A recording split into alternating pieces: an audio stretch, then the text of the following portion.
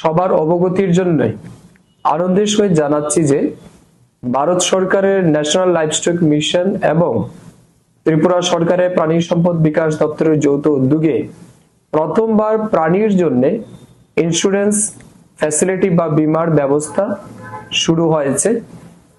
কেন এই ইন্স্যুরেন্স করা আবশ্যক? কারণ আমরা সবাই জানি আমাদের রাজ্যের যে সমস্ত প্রাণী পালক আছেন, এমন অনেক সময় দেখা যাচ্ছে বিভিন্ন দুর্ঘটনাজনিত কারণে বিশেষ রোগে আক্রান্ত হয়ে অনেক প্রাণী মারা যায়। এতে করে কৃষকরা বা প্রাণী পালকরা ব্যাপকভাবে ক্ষতিগ্রস্ত হন।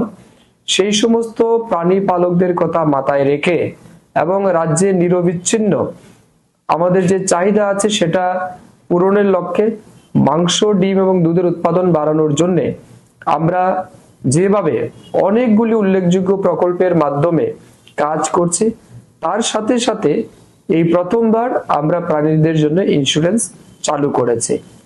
এই ইন্স্যুরেন্স কোন কোন প্রাণীদের জন্য করা যেতে পারে আসুন আমরা জানি।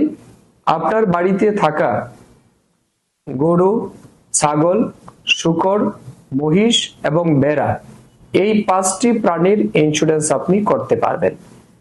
কত টাকা আপনাকে প্রিমিয়াম দিতে হবে?